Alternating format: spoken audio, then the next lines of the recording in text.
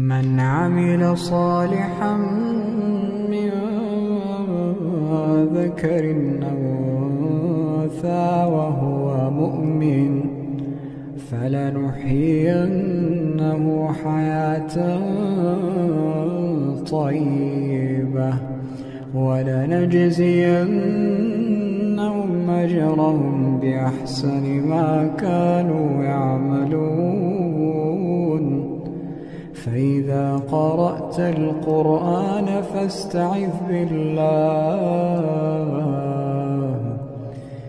فاستعذ بالله من الشيطان الرجيم. إنه ليس له سلطان على الذين آمنوا وعلى ربهم يتوكلون.